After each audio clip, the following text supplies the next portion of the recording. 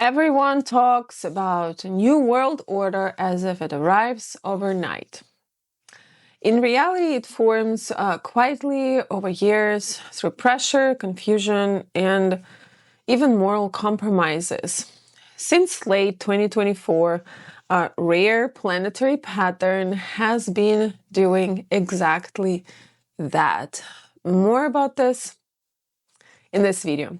Welcome to my channel Astrobabushka. It's Irina. I'm a Vedic astrologer and I apply ancient, more than 3,000 years old knowledge to modern times.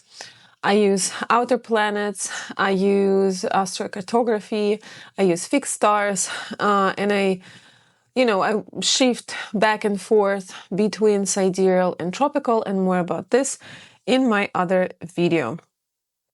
Now, when people speak about New World Order, they usually imagine something sudden, like a black swan event, dramatic break in the structure of global life. Yet, in astrology, true change rarely arrives in a single moment, just as in real life.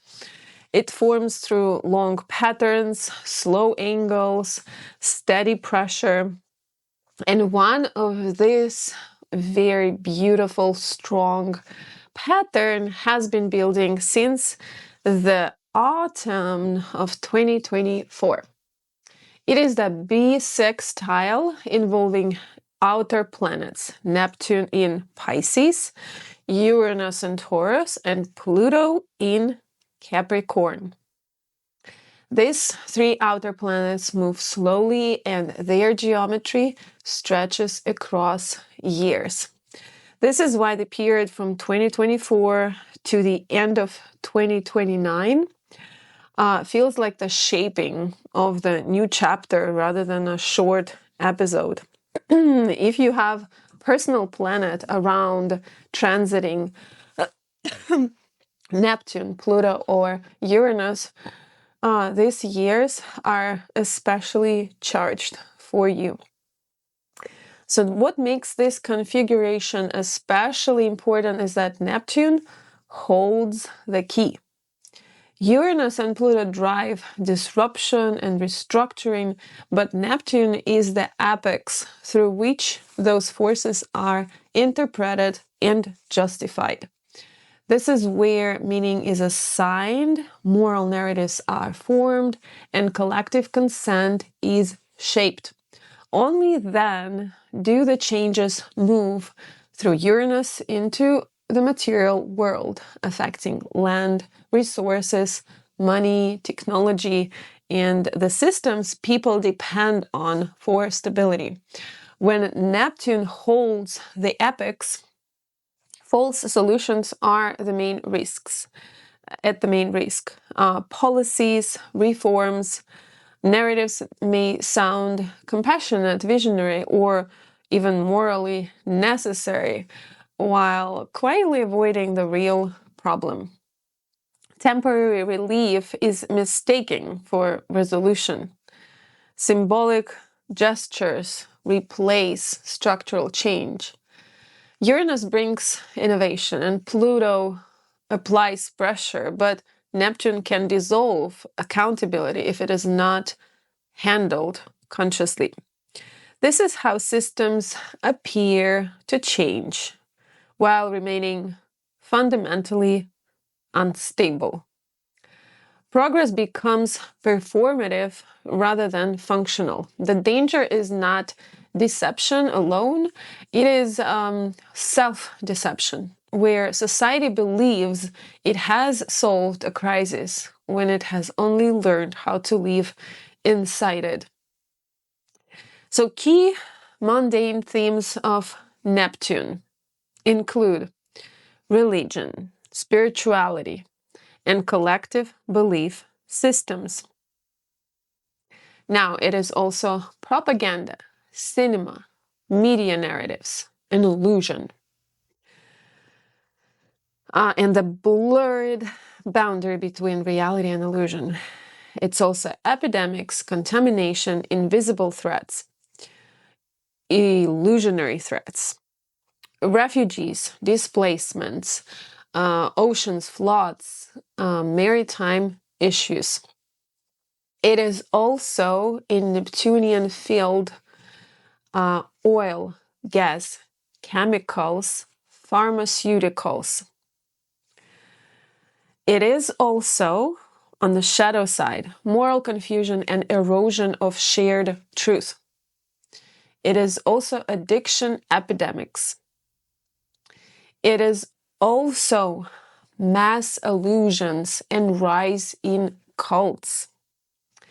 It is also financial bubbles driven by fantasy rather than value. I have another point here. It is moral paralysis in the face of obvious harm. That's interesting. So Neptune is strongest in Pisces, the sign that traditionally rules. These periods often coincide with spiritual movements, mass migrations, epidemics, and ideological dissolutions. I will make a whole separate video on Neptune and past historical phases, but what you need to know now that strong Neptune years align with, first and foremost, spread of religious revivals and mystical movements. Second, weakening of empires through moral or ideological decay. It is also, number 3, it is expansion of global trade by sea, followed by maritime crisis. Number 4, periods where art, music, and symbolism flourish while politics lose coherence. Now, this bisextile between these outer planets is a very rare pattern. A comparable Neptune-Pluto-Uranus bisextile will not form again until around the year 2451. This is not a repeating trend within lifetime. It's a once in many centuries alignment that describes a deep generational reset. Biosextile sounds very technical, but it's very its nature is very simple. Neptune forms a sextile with Uranus, harmonious aspect. Pluto forms also sextile with Neptune. And between Pluto and Neptune, they hold a trine, which is also harmonious. And it is an anchor for the whole structure or sort of base. So these 3 links create a working triangle of influence. Each planet feeds into the other, yet each does so through a different quality. The triangle pulls attention, reorganizes values, and gradually alters the rules by which nations, institutions, and societies operate. So let's discuss each and one of these participants at once. So the first one is Neptune. And until 2029, June 2029, Neptune will remain even in the same nakshatra, Uttarabhadrapada. And this nakshatra ruled by Saturn. And this places the entire bisextile under the weight of endurance, obligation, and long-term consequences. Neptune as the apex does not promise quick healing here. It stretches crisis across time and asks societies to carry the weight. The danger is not chaos, it's normalization. What temporary become permanent. Emergency measures become policy.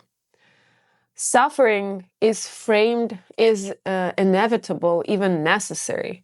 The apex planet is where tension seeks resolution.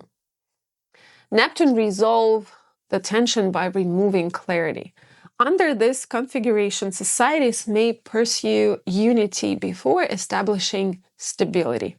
They may dissolve distinctions between before understanding why those distinctions existed. Compassion can become policy without structure. Inclusion can become a moral absolute without practical limits. This is where Neptune becomes actually dangerous. When boundaries dissolve too quickly, shadow material floods in. Conflicts do not disappear. They go into system unnoticed. Even sometimes they go underground until it's time to shine for them. Grievances are no longer named. Power dynamics become harder to track. Manipulation thrives in emotional fog. Now, there's one rhetorical question I've asked myself. Is Neptune creating a single unified humanity? Is his ideal goal is that, one religion, one world order, one world government? The economic forum comes to mind, and the fourth industrial revolution.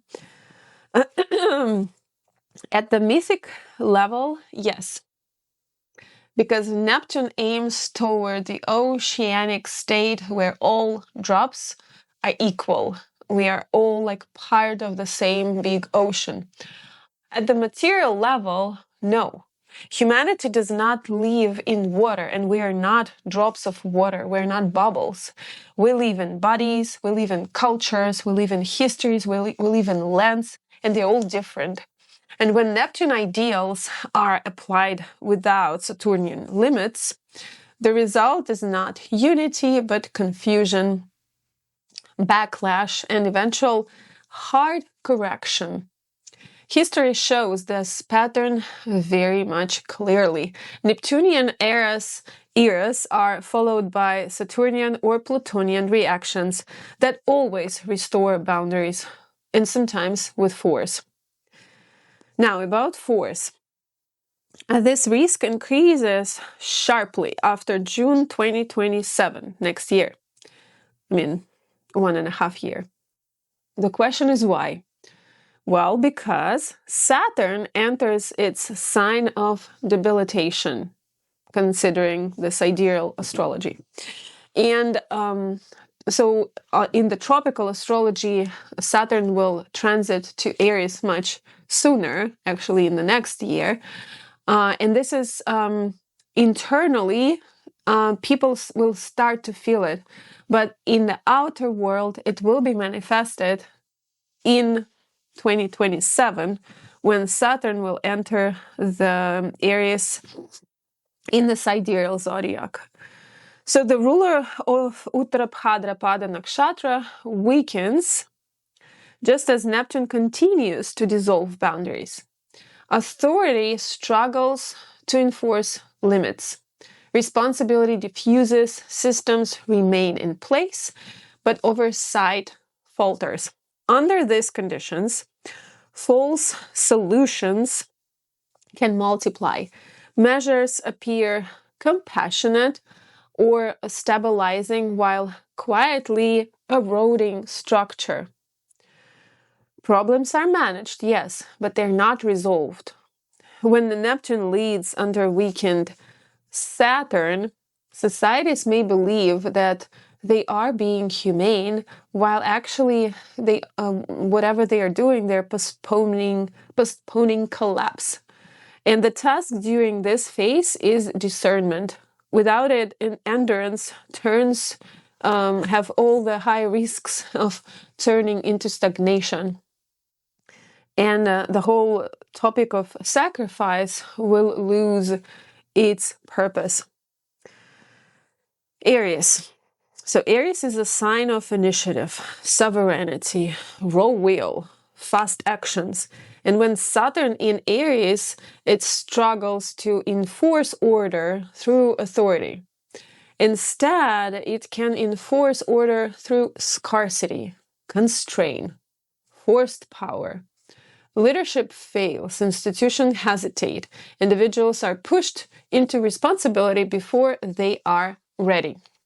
And this is a dangerous combination with Neptune still active until 2029 in Uttarabhadra, because Neptune will dissolve belief in authority, and Saturn in Aries will fail to embody authority convincingly. And the result might be not freedom, but confusion about who leads and who bears responsibility.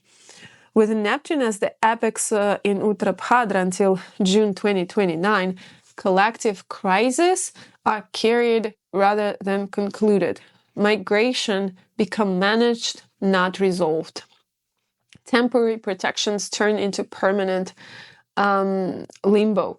Refugee status extends for years without clear pathways to return or integrate or sovereignty.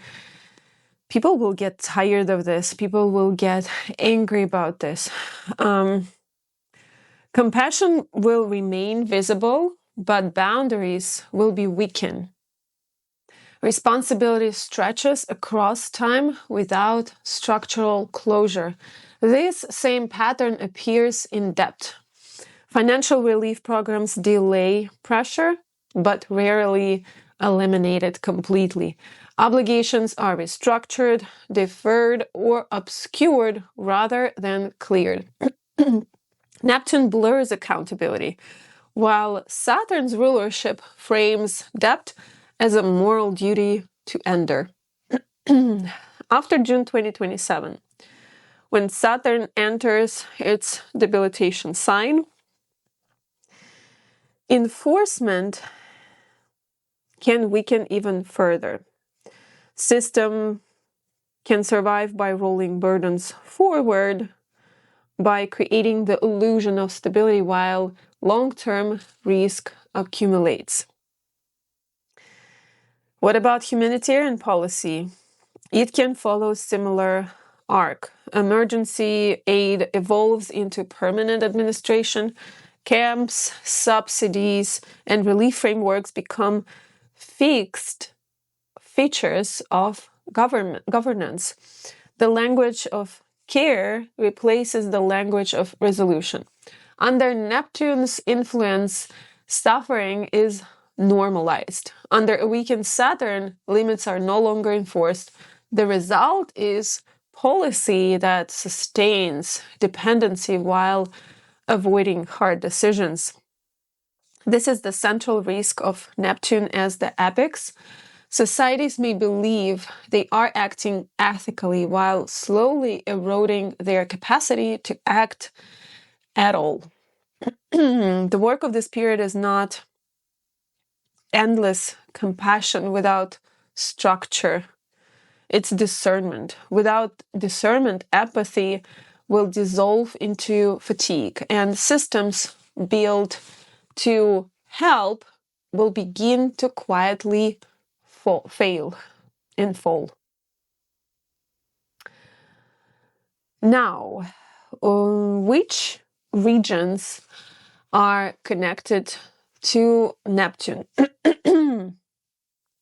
When astrologers say that is this country connected to Neptune, they are usually referring to one or of two very different things. So keeping these meanings separate is essential for clear, mundane analysis. Older forms of geographical astrology assigned regions to zodiac signs. In these lists, Pisces is consistently linked to coastal, maritime, and sea-dependent areas.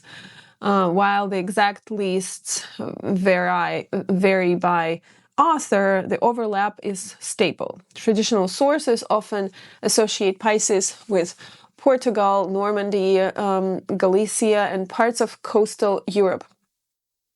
Broader compilations extend Pisces symbolism to regions such as Scandinavia, North Africa, and the Sahara, often emphasizing naval activity, oceans, trade routes, oil, and scandal.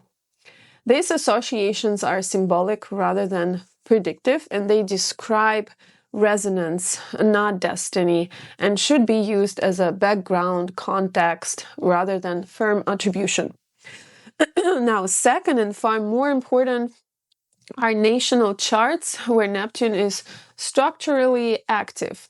In modern mundane astrology, a country becomes Neptune connected when Neptune is angular or repeatedly triggered in its national horoscope.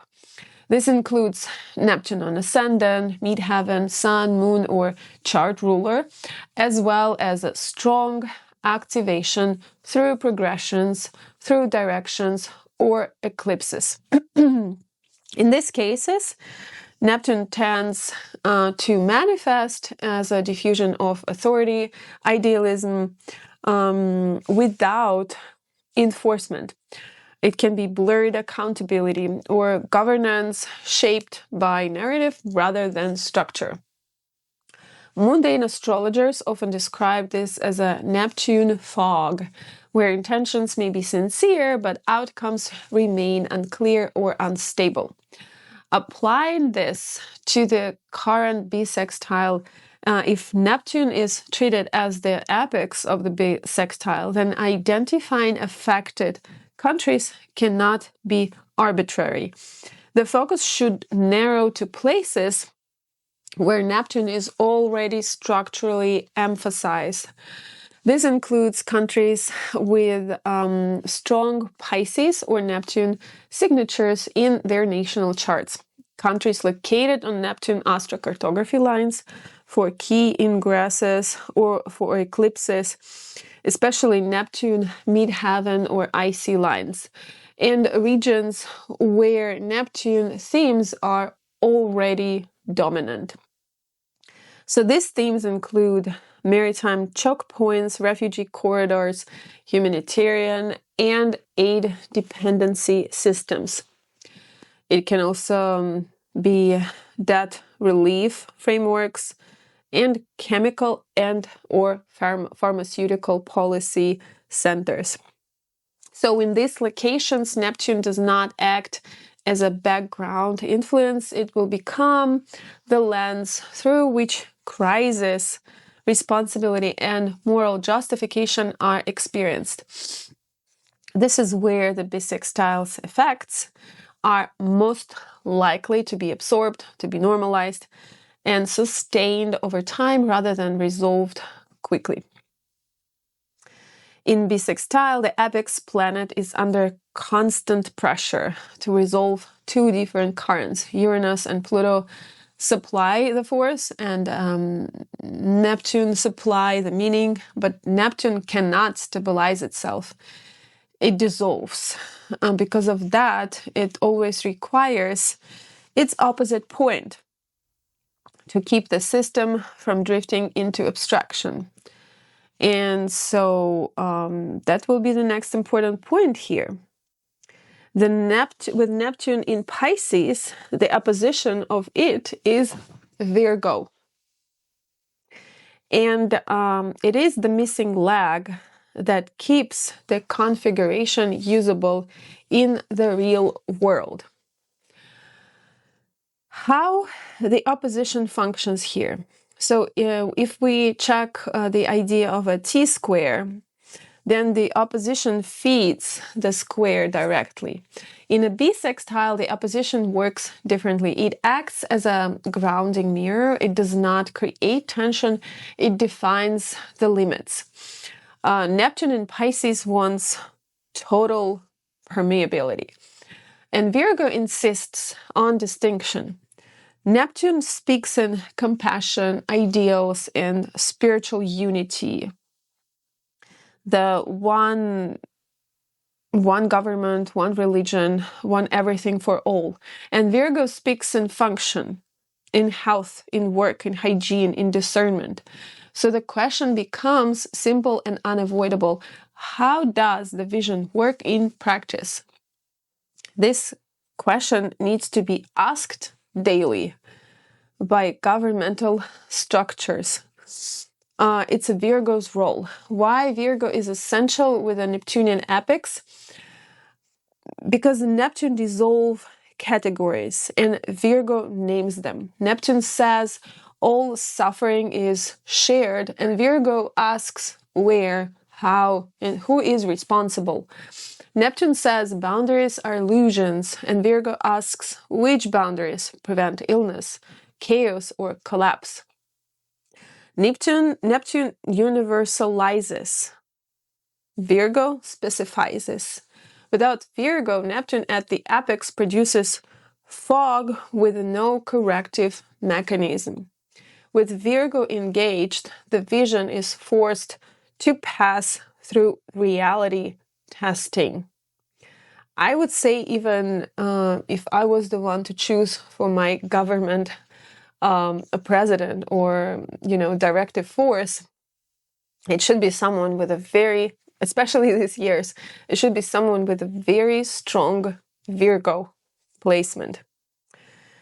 So this is why Neptune in Pisces years often bring Virgo themes to the surface, even if no planet sits there. So does the opposite house actively resolve the bisextile? Yes, but quietly. The bisextile is a problem-solving aspect. It looks for integration, not confrontation. The opposite house supplies the criteria for whether the solution works. If Neptune proposes unity, Virgo asks how to implement it without harm. If Neptune dissolves identity, Virgo asks what replaces daily structure. If Neptune softens low, Virgo asks how order is maintained. When Virgo is ignored, Neptune becomes unaccountable. When Virgo is honored, Neptune becomes service-oriented rather than escapist. Now, let's check the mundane meaning for this Neptune in Pisces.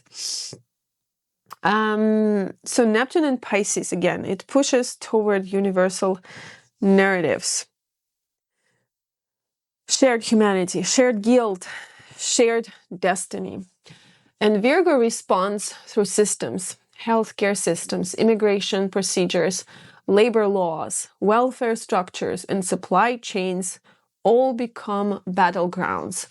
The debate is never really spiritual versus material. It is vision versus viability. You can hear Virgo speaking whenever people ask, who pays, who works, who maintains this, and what happens when it fails. That is not resistance to compassion. It is how compassion survives reality. So Neptune defines the dream. Virgo defines whether the dream can live on Earth.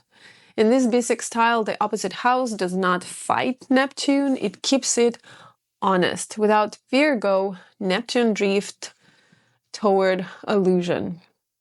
With Virgo engaged, Neptune can express as service, healing, and meaningful sacrifice rather than mass confusion. So in tropical astrology, Neptune spent an extended period associated with Pisces symbolism, during which Piscean themes were lived mainly at the level of experience, at the level of psychology and narrative. Compassion, empathy, spiritual ideals, collective guilt, and the language of unity entered personal lives, media, and moral discourse. People were asked to feel these themes before they were asked to live inside them. The emphasis was internal and experiential rather than structural. And I feel like only after Neptune's sidereal ingress into Pisces in early 2023 do we begin to see the material consequences of those ideals fully manifest. What was once discussed as empathy, inclusion, or humanitarian concern becomes physical reality. mass migration, refugee camps, overcrowding, border strain, public health pressure, and the normalization of provisional living conditions. Neptune's symbolism moves from the realm of belief into the realm of infrastructure. This is the critical distinction. Earlier, Pisces operated as a story people told themselves and lived through.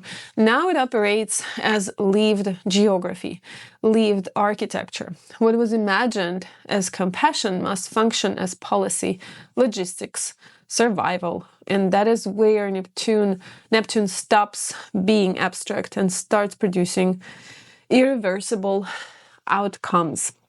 So current mundane expressions for Neptune in Pisces in Uttarabhadrapada nakshatra.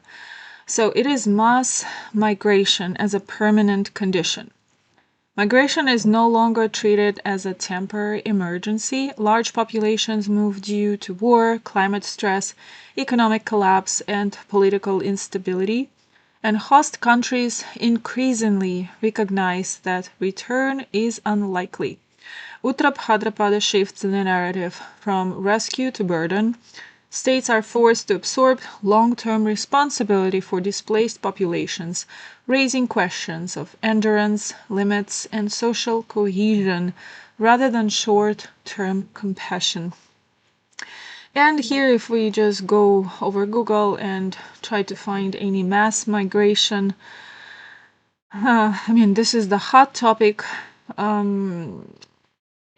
I've seen Britain's future if it fails to end mass migration, Heritage Foundation. There's like a lot of news about it. People are protesting mass migrations. Some people are strongly for it. So this is a definitely hot topic nowadays. New York Times Post opinion: mass migration and liberalism's fall. What most of these voters are feeling isn't racism, it's indignation at having their normal and appropriate political concerns dismissed. Anyway, we all know that this is a hot topic. Next is normalization of humanitarian crisis. What once shocked now feels constant. Refugee flows, civilian casualties, famine warnings, disaster relief cycles blend into the background of global awareness. Neptune creates emotional saturation. Saturn through Uttarabhadrapada hardens the response.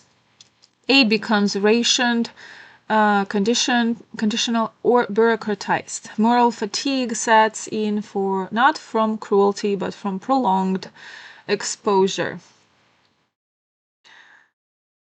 Here in the news, if you get into normalization of humanitarian crisis, there's a lot of information about that. Gaza, Palestine,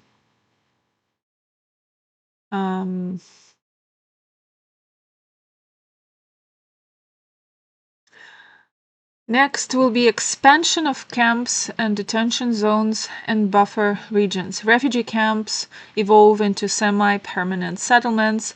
Border zones become holding areas rather than crossings. This reflects, again, Uttarabhadrapada's theme of suspended resolution. People remain in limbo for years. Governments accept this suspension as a workable, if uncomfortable, solution. Sacrifice narratives in politics and media. Public language increasingly frames suffering as necessary, unavoidable, or collective. Citizens are told to endure shortages, higher costs, reduced freedoms, or instability for a greater cause. Neptune blurs responsibility. Saturn demands sacrifice. The question shifts from who caused the crisis to who must carry it. Blurred lines between civilian and combat zones. Wars no longer remain confined to battlefields. Civilian infrastructure, energy grids, ports, and food supply chains become Targets or collateral. Neptune dissolves boundaries. Uttarabhadrapada forces populations to live inside prolonged insecurity rather than acute conflict. Religious and moral justifications for endurance. Spiritual language re-enters public life to justify suffering or patience. Appeals to destiny, history, karma, or divine will become more common across cultures. This is Neptune working through Saturn. Faith is not ecstatic here. It is heavy, sobering, and used to explain why pain must be borne and lived through. Information saturation and emotional numbness. Continuous exposure to crisis imagery produces withdrawal rather than action. Neptune overwhelms empathy. Saturn's narrows focus to what can realistically be managed. This creates a colder, more controlled public response to events that once provoked outrage. Institutionalization of crisis management. Governments and global bodies shift resources toward managing instability rather than resolving it. Permanent departments for migration, climate displacement, and emergency governance expand. Crisis becomes an administrative category. So to summarize, Neptune and Pisces dissolve certainty. Uttarabhadrapada asks, who will endure the consequences? Mass migration is not just movement of people, it is the visible form of a deeper shift where suffering is prolonged, normalized, and managed rather than resolved. This is a moral climate in which the next world order is being shaped. Now, considering astrocartography, okay, I will remove unnecessary lines here. So we can see, so we're looking into Neptune line. And Neptune transit line goes over west of Africa. And it moves here, but here it's not gonna affect much. Maybe later on here. And we know that it's a slow-moving planet, so everything here, the west of Africa, all that mentioned above, it's especially important to this area for the upcoming years. For the Western Africa, the Neptune, there is a website, humanitarianaction.info. And here we can see from December 2025 article, keywords, West and Central Africa 2026. West and Central Africa is grappling with a complex and escalating humanitarian crisis that is affecting millions of people.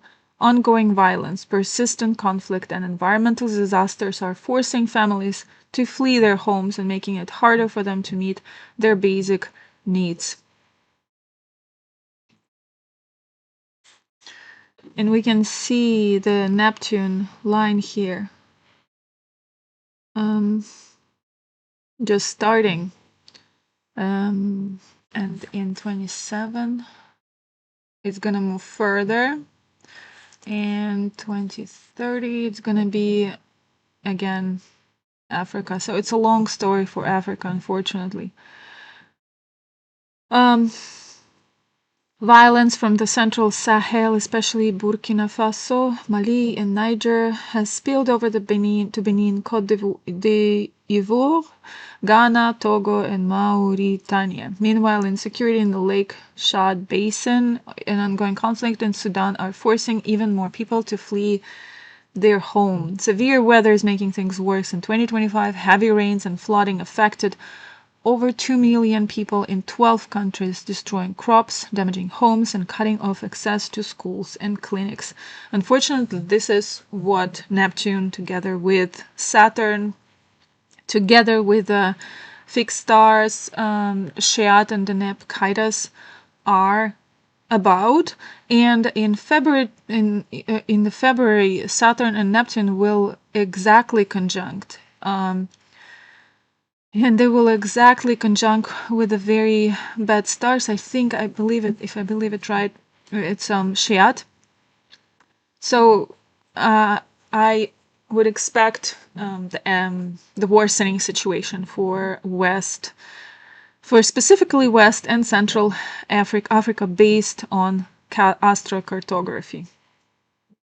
Now, the second part of this bisextile is Pluto in Capricorn. Pluto is the planet of power, depth, irreversible processes. In Capricorn, it works inside the bones of institutions. It exposes what is weak, corrupt, exhausted, or outdated.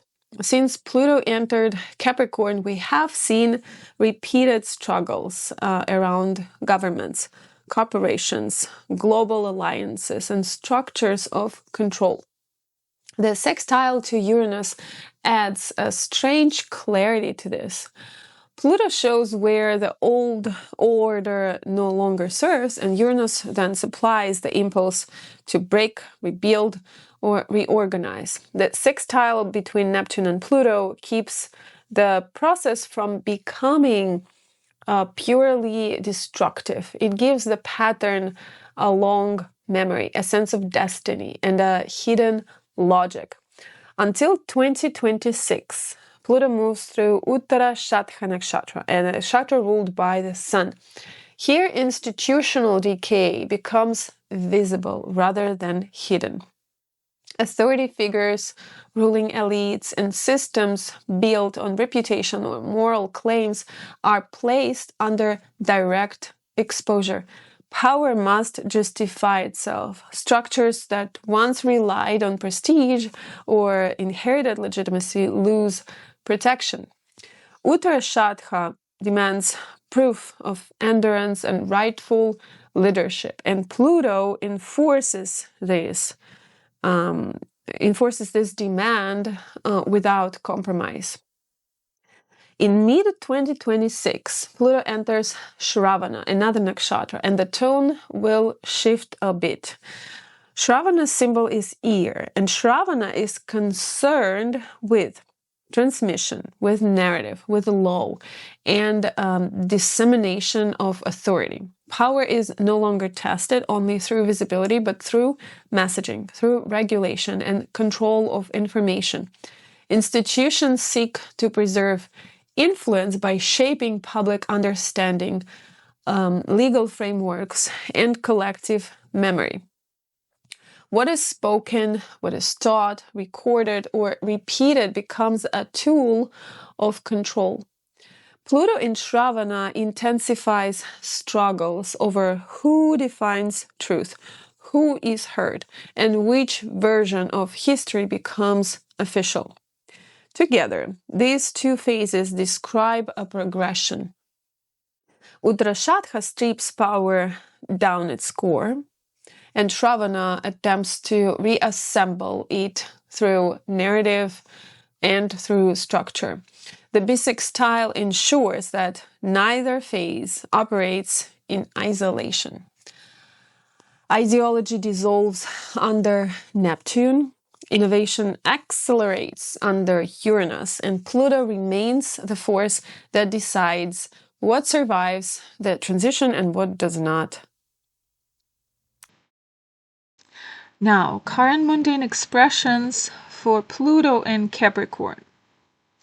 Pluto in Uttarashadha, exposure of authority, legitimacy tests, and endurance of power.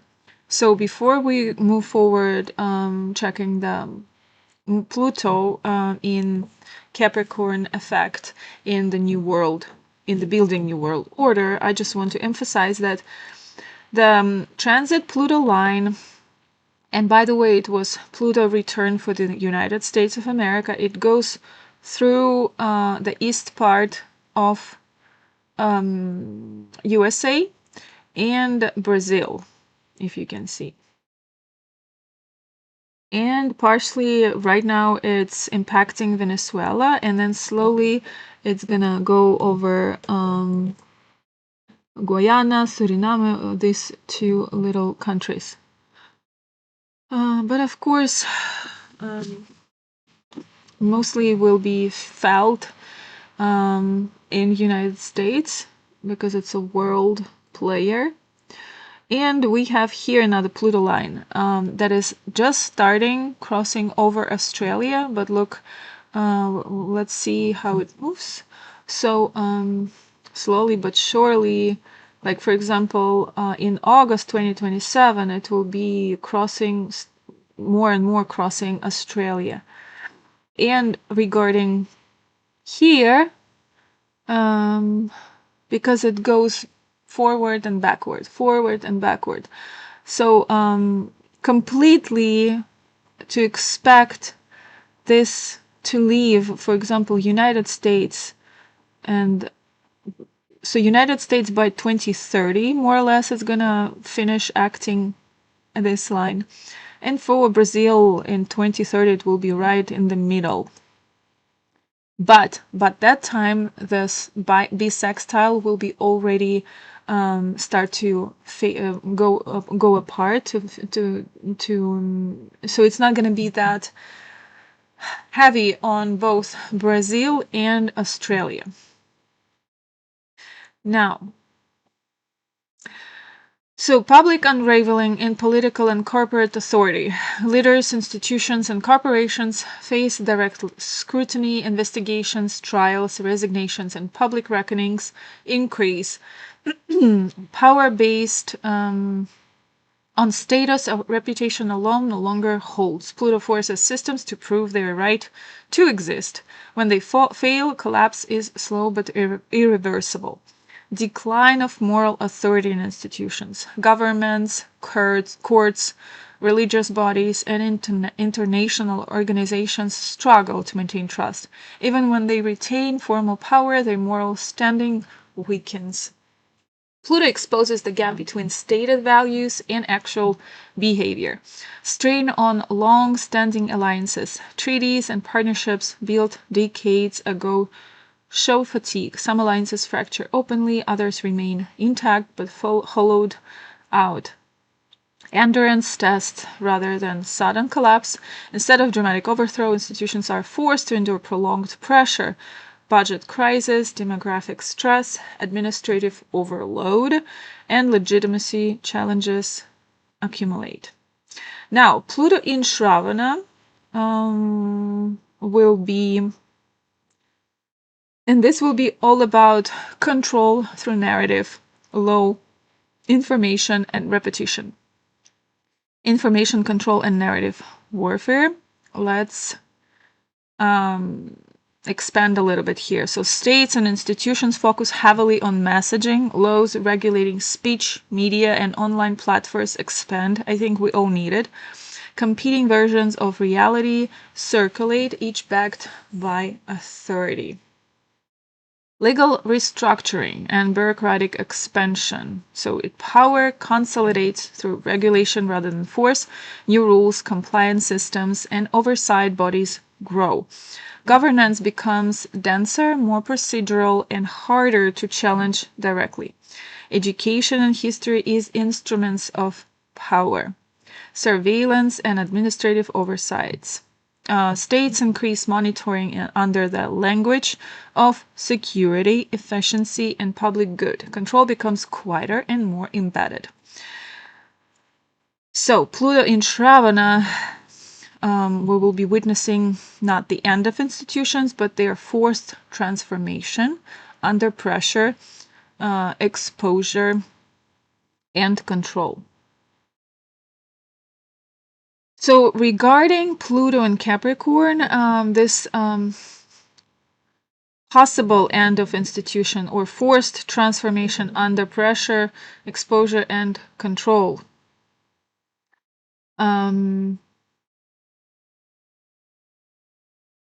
Back in March 20th, President Trump signed an executive order to begin shutting down several functions of the Department of Education. 3 days ago, Trump continues shrinking the education department, but full closure remains uncertain. Today announced six new interagency agreements with 4 agencies to break up the federal education bureaucracy, ensure efficient delivery of funded programs, activities, and more closer to fulfilling the president's promise to return education to the States. So it is not exactly the end of institutions, but it's forced transformation under the pressure. Let's see Australia, because Australia just started seeing this line of Pluto transit.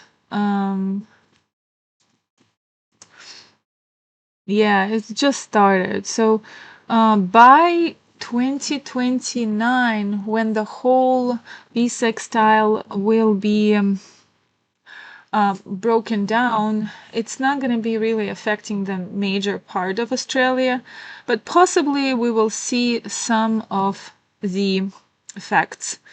Like, for example, we can see here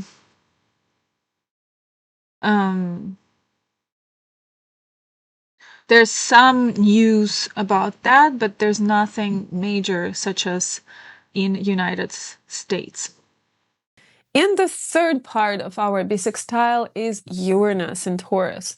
Uranus disrupts whatever it touches. Taurus rules land, food, currency, ownership, and stable material systems. So during this transit, shocks come through agriculture, through banking, housing, digital infrastructure, and physical resources. Uranus breaks habits. It forces people to rethink what is valuable, how wealth is stored, and what security truly means. Innovation becomes the unavoidable outcome. Even those who resist change find themselves pulled into new methods, new technologies, and new economic models. Until mid-2026, Uranus moves through Critica. Critica is associated with cutting, with purification, and decisive separation. Under this influence, outdated systems are not gently adjusted. They are trimmed, they are divided, exposed as unusable. Inefficient supply chain, unsustainable practices, and inflated valuations come under pressure. What cannot be justified or maintained is removed, and quite often abruptly. After mid-2026, Uranus enters Rohini till November 2026, then goes back to Critica in retrograde motion till April 30, 2027. So this transition marks a deeper and more consequential stage of the Uranus in Taurus story, one that warrants closer examination and will be explored in depth and separately in another video.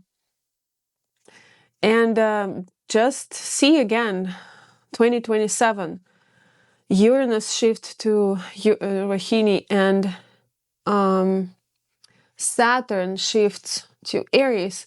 And this is going to be a major turning point for the world. More or less middle 2027. So one Uranus longitude line travels through the western part of the United States. Over the next few years, this line continues its eastward progression, and by around 2029, it reaches the central regions of the country. And this mirrors a shift in where disruption, innovation, and systemic reform concentrate. What begins on the margins in experimental or frontier zones moves toward the national core. Economic models, land use questions, and technological restructuring do not remain regional anymore. They become central issues. A second Uranus longitude line has been active across Northern and Eastern Europe since around 2023. It passes through Norway, Sweden, Finland, Estonia, Belarus, Ukraine, Turkey, Iraq, and Saudi Arabia. This region experienced Uranian pressure through instability, rapid change, and forced adaptation in material and political systems. By 2026, this second Uranus line travels primarily through Russia, Kazakhstan, and Iran. This concentration suggests that Uranian themes become more focused on and less dispersed. Issues of resources, territory, infrastructure, and technological control intensify in these regions. Okay, so countries most exposed to Uranus in Rohini 2026 to 2029. When Uranus moves through Rohini, it impacts intensifies in countries with strong natal Taurus placements. And which country has a Uranus return within a couple years? And whose chart has Uranus return? Right, it's Trump and United States chart. It's 18 degree in Taurus. So the United States stands at the center of this cycle. It approaches in its Uranus return with a natal Uranus placed in Rohini, making this transit foundational rather than episodic. Questions of land use, food systems, currency, technology, and national values move to the foreground. Because the Uranus longitude line progresses from the west coast toward the country's interior by 2029, disruption migrates from experimental regions into the national core. Economic structuring, restructuring, resource debates, and internal realignment of values accelerate. This is a period of reinvention rather than collapse, but the process is restless and uneven. A lot of people will not like it. They are not liking it now already. In Estonia, ascendant of Estonia is exactly on Rohini. And Estonia probably will experience this Uranus in a highly visible and identity-defining way. Although the line of Uranus is not going to affect directly. One second. Oh, no, wait. You see today, 25. Okay, no. Here we have Uranus, and it's affecting North. It's affecting Northern Europe, but it's not really affecting so much of Estonia.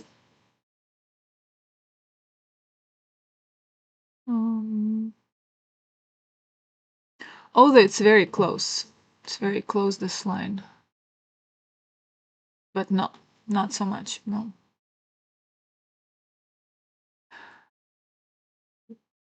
So it will be effect, but not as a part of this building new world order. Let's put it this way. Transnistria, the same. The natal chart of Transnistria have Mars, Lagnesh placed in Taurus, making the Uranus transit volatile. And this points to sharp tension around land, borders, and material control. Again, it's not going to affect New World Order. Japan, we don't have Uranus here, if I remember. So we have the Uranus line in the United States on the East Coast.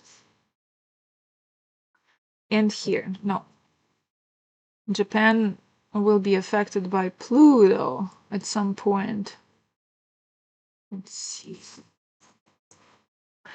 Yes, it's coming to Pluto.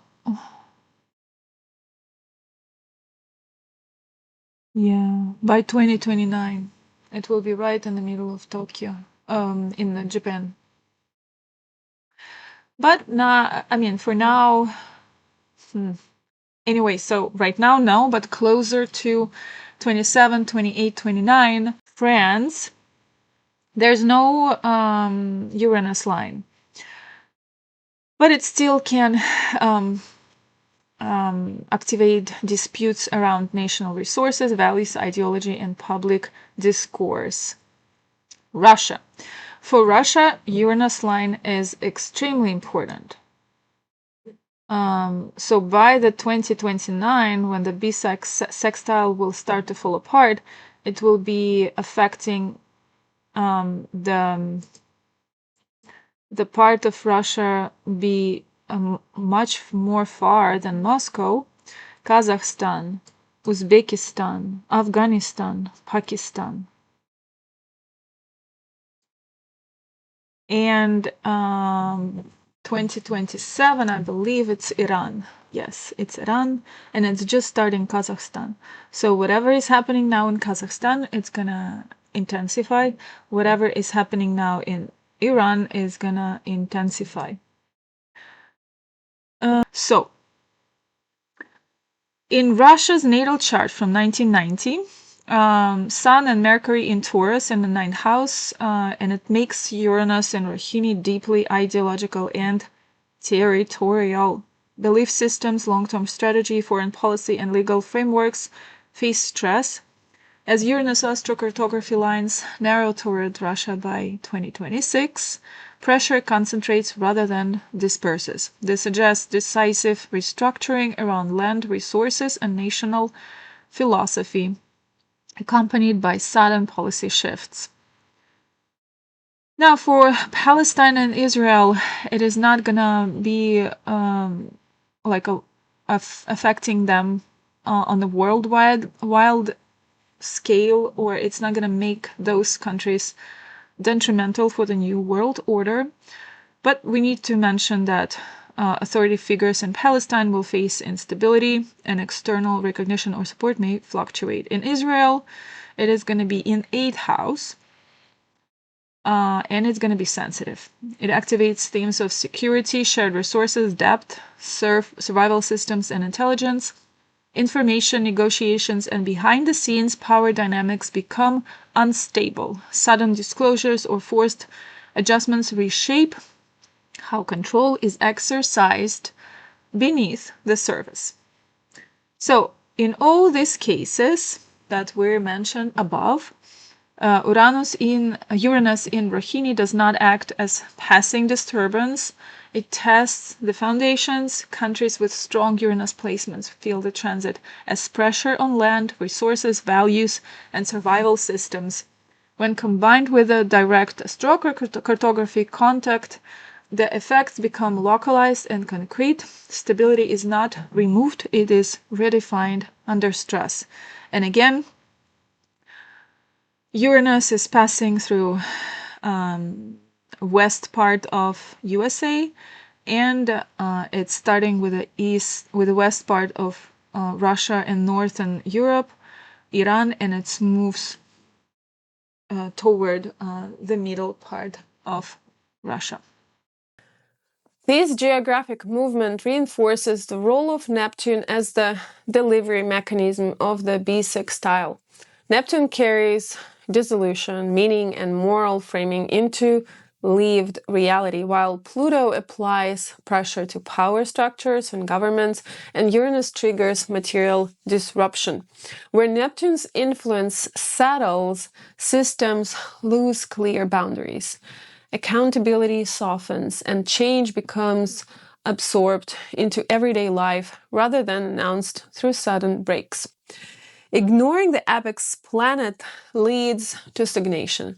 When societies focus only on control without addressing meaning, confusion spreads. When they push innovation without moral coherence, resistance can harden. And Neptune can provide in this situation release valve. It shows where narratives must dissolve, where false ideals must be surrendered, and where collective understanding must shift before change can stabilize. Working with this bisextile means engaging Neptunian channels consciously. This includes reframing belief systems, redefining moral responsibility, reassessing humanitarian narratives, and clarifying what sacrifice is truly sustainable. The future does not emerge through preservation of empty ideas or rigid control. It emerges through honest confrontation with meaning, with fatigue, and with limits. Virgo themes. In this way, Neptune eventually does not destroy stability. It reveals whether it was real to begin with. The bisextile supports those who understand that progress during the cycle comes from ethical clarity and psychological integration. Vision must become believable. Power must become justifiable. Only then does the larger pattern move forward. Now, to wrap it up, by 2029, Neptune begins to drift out of orb. When that happens, the bisextile loosens. Neptune no longer acts as an apex between Uranus and Pluto, and the pressure to absorb, to justify, and normalize change eases, and the process reaches a point of settlement. By the end of that year, the shape of the new order becomes clear. Structures that survived the previous years stand reinforced. Experiments that proved workable become adopted practices. Ideas that once seemed speculative become normal. From an astrological point of view, this is not a conspiracy nor a hidden hand. I simply see it as a natural cycle of outer planets pushing humanity toward another stage of its development. Neptune adjusts spiritual and ideological foundations. Pluto reshapes authority and power. Uranus retools the material world. Together, they produce a long transition that affects every level of society. We may see the rise of new economic models, we may see changes in land use, food production, and currency systems. Digital structures may reorganize global communication. Belief systems may undergo renewal or fragmentation. Nations may move toward new alliances and step away from old ones.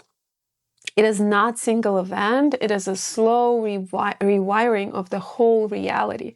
The key is to understand that the bisextile does not create order at once. It prepares the conditions for order. The real alignment finishes its work when Neptune leaves the influence of Uranus and Pluto around the end of 2029. That is when the world recognizes the new framework it has built.